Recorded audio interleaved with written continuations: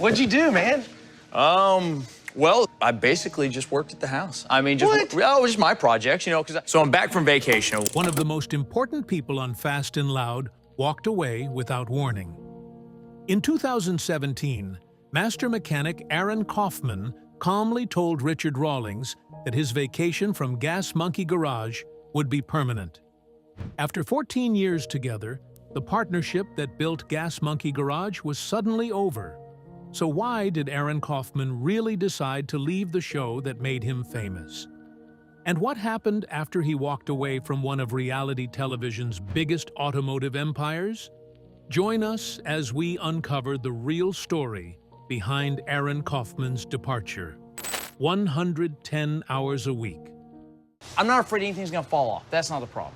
It's just that it looks like it's been worked on by half a dozen people, and at some point, you have to cut the cancer off. The image of Gas Monkey Garage that Fast and Loud sold to its audience was a place where guys with interesting personalities flipped cars for money in an environment that was always loud and chaotic, but fun.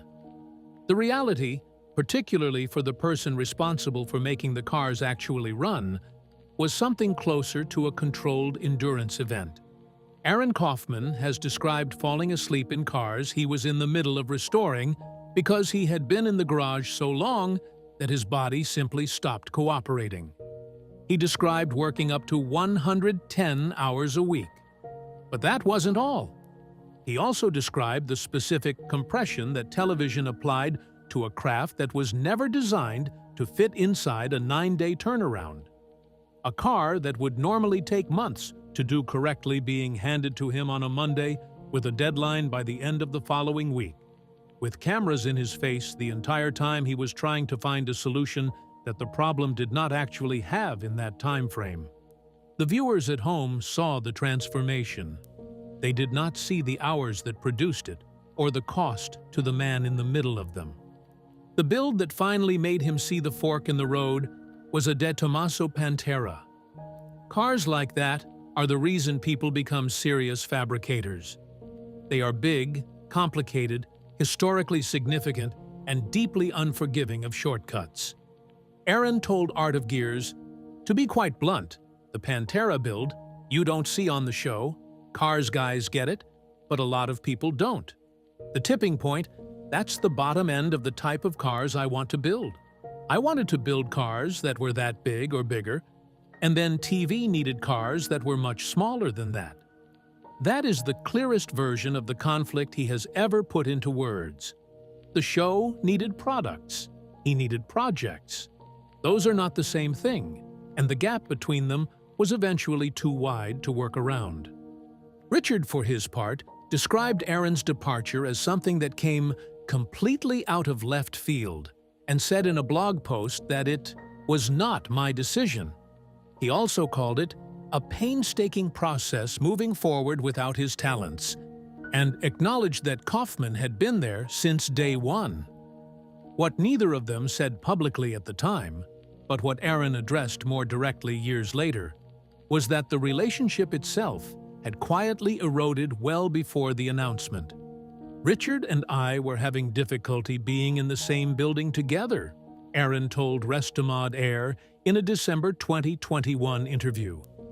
And in a 2018 interview with D Magazine, he said, "It's not that we have an unfriendly rapport. We do, or did, do.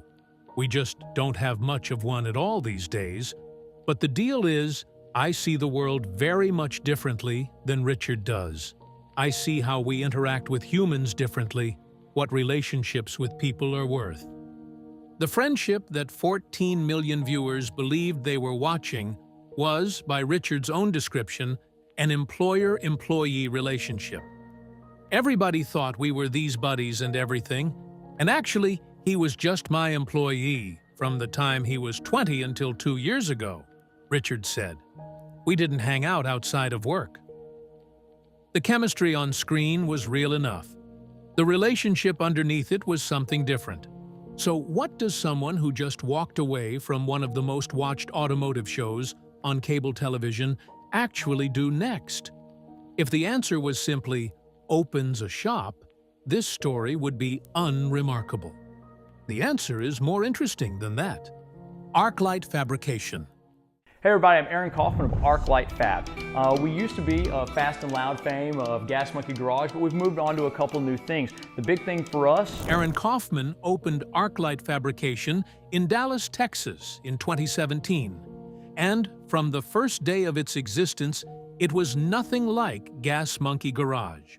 Where Gas Monkey ran on volume and velocity, buying cars, fixing them fast, and selling them for a margin, Arklight was built around the opposite philosophy. Aaron designed it as a boutique fabrication shop that would take on the kinds of projects that television had specifically prevented him from doing. Builds that were complicated enough to require real time, real craftsmanship, and the kind of attention that cannot be rushed by a production schedule or compressed into a compelling B-roll sequence. He gathered a small team of mechanics who shared the same orientation toward the work. Not a crew assembled for camera chemistry, a team assembled for capability. The shop specializes in custom Ford F-100 trucks, covering every generation of the nameplate from 1957 through 1979. And Aaron has described this as a genuine passion rather than a market calculation. The F-100 is an American icon that most of the automotive world underestimates. A truck that was produced for over 20 years, that exists in enormous numbers across the country, and that rewards serious builders in ways that more fashionable classics do not. Aaron understood that before Arklight existed and built the shop around that understanding. The builds that come out of it are not the kind you see in 10 days. They are the kind you see in months, finished correctly, reflecting decisions that were made at the pace the decision deserved. Arklight also sells parts. The shop developed a line of custom F-100 components that are available to the wider community of people restoring and modifying these trucks, which means Kaufman's work is reaching builders who will never meet him and never see the inside of his shop. That is a very different kind of legacy from what television offers. A television credit disappears from conversation inside a few years. A parts catalog that a builder in Ohio uses to restore his grandfather's F-100 is a different kind of contribution entirely. Quieter and more durable. The kind of thing that does not generate a headline, but generates something more lasting. He also does development work with Performance Tuners, Life Motorsport, and Sierra Cars, two companies whose clientele wants engineering at the level Aaron operates rather than the entertainment-grade version of it. The man who spent years being asked to produce camera-ready transformations in under 2 weeks is now doing the kind of work that takes as long as the work actually takes. As of 2025, his net worth is estimated at $8 million, a figure that suggests the bet he made on himself when he walked out of Gas Monkey in 2017 was not a bad one. Arklight is the foundation, but Aaron did not vanish from screens entirely after leaving Fast and Loud. He made one more attempt at television, on his own terms this time, and what happened with that show is its own story about what it costs to be the boss instead of the mechanic. Shifting gears.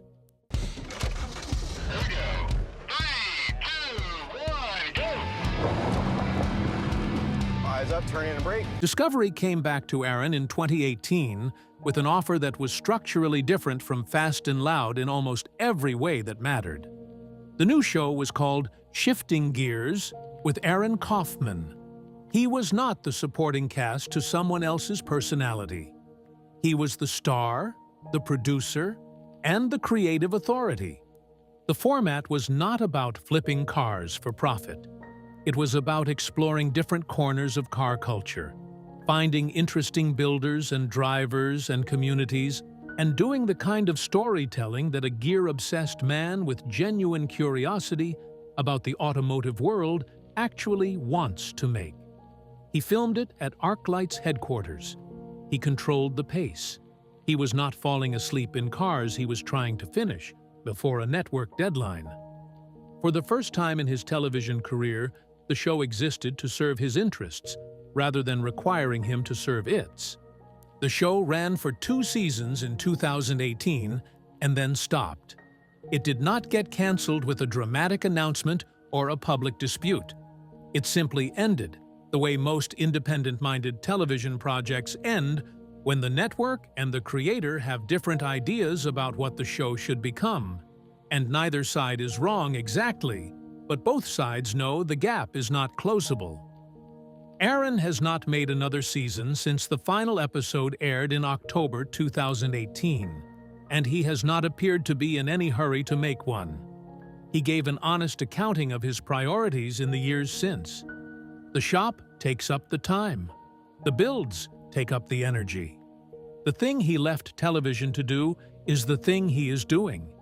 He also appeared in the Gymkhana Files, the Amazon series documenting Ken Block's legendary Gymkhana car stunt franchise, and in Aaron Needs a Job, an earlier Discovery series he filmed while still in the process of figuring out what his post-Gas Monkey life was going to look like. The Gymkhana work placed him in a world that is about as far from the Gas Monkey aesthetic as automotive television gets. Precise, technically obsessive, driven by performance rather than personality. It was the kind of appearance that reminded viewers who had only seen him on Fast and Loud that his skills had a much wider range than a 9-day flip ever revealed.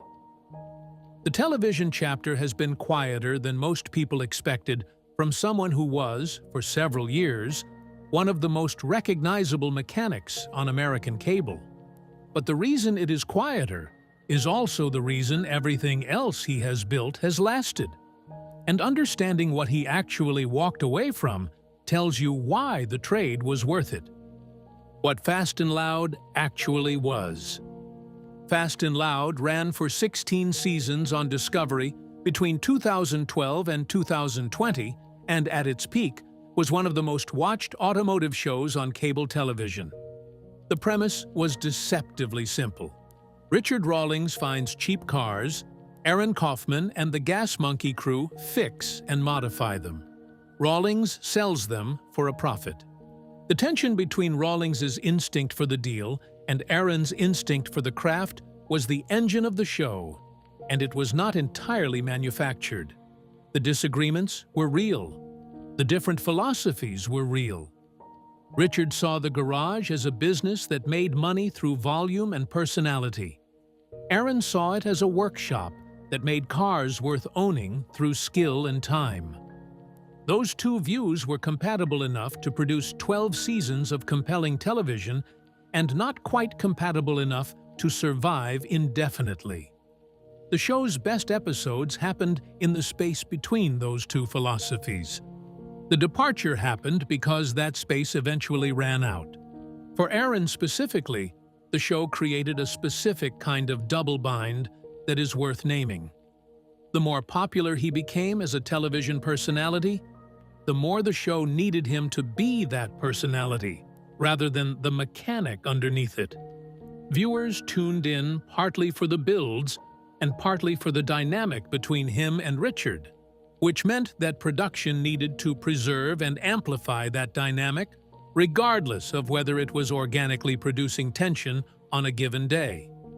Working in a performance of yourself while simultaneously trying to do technically demanding mechanical work at an impossible pace is a specific kind of exhaustion that does not resolve with a long weekend. It compounds. And by the time Aaron described falling asleep in the cars he was working on, it had been compounding for years. The show also had a specific relationship with reality that Aaron has been candid about. The 9-day build timelines were not natural artifacts of how custom car work functions. They were imposed by production, which needed a complete transformation within the filming window so that an episode could be structured as a satisfying narrative arc. What that meant in practice was that Aaron and his team were regularly being asked to produce work that the craft itself did not support at that speed. That sometimes the cars going out the door were not finished in the way a serious builder would finish them, and that the pressure of the camera was a constant variable in every decision made in the garage. He has described this not with bitterness, but with clarity, as a structural incompatibility between what the medium needed and what the work actually required. Richard, speaking on the Joe Rogan Experience after the show ended, said his Discovery contract had become very restrictive, and that 2020 gave him time to reflect on what he actually wanted to do.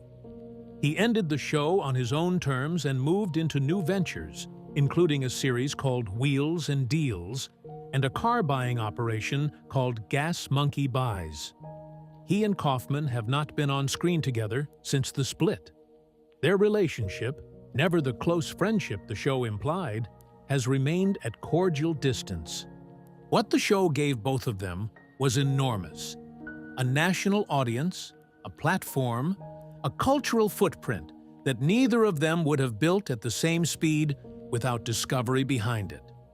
What it cost them, particularly Kaufman, was the craft itself, or at least the version of the craft he actually cared about. He decided the trade was not worth it. He stopped making it. So here is where Aaron Kaufman is in 2026. Not on a television set, not under a production deadline, not falling asleep in a car he has been working on for 70 consecutive hours. In a shop in Texas, building the kind of trucks he always wanted to build, at the pace the work deserves, with no cameras deciding what the finished product needs to look like. The uninterrupted bearded wonder. Arklight Fabrication is still active in 2026. The F100 parts business is running. The builds Aaron takes on are the builds he chooses, which means they are the complicated ones. The ones that television would have passed on because the story cannot be compressed into a 42-minute episode with a satisfying resolution. He has been developing a project that insiders have described as one of the most ambitious Restomod F100 builds his shop has ever attempted, though the details have been kept close. His social media presence is active enough to keep the community engaged and selective enough to suggest a man who learned something specific from 14 years of overexposure. He posts when there is something worth posting. He does not post because the algorithm needs feeding. He has also remained deeply connected to the truck and hot rod community outside of any television context. He attends events. He does interviews for automotive publications whose readers understand what he is building and why it matters. He is not invisible. He is simply not performing.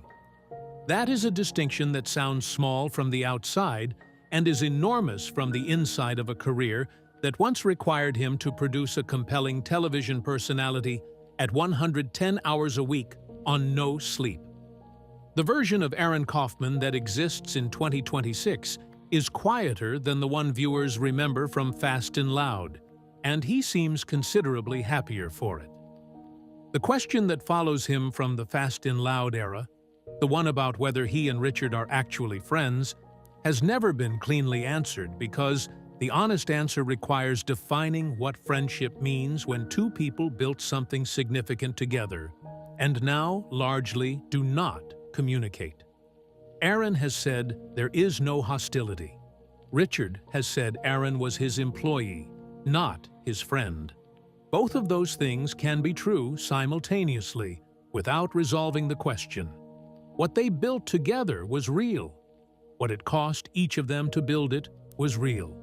And what each of them has done since is a reflection of what they were actually after when they started. Richard was after the business. He got it. Gas Monkey Garage is still operating, still producing content, still buying and selling cars under the Gas Monkey name in various formats. The brand has outlasted the show that made it famous, which is exactly the kind of outcome Richard was always optimizing for. Aaron was after the craft. He got that too in a different building, on a different timeline, without a network contract attached. His net worth is not as large as Richard's. His name recognition has faded somewhat from its Fast and Loud peak.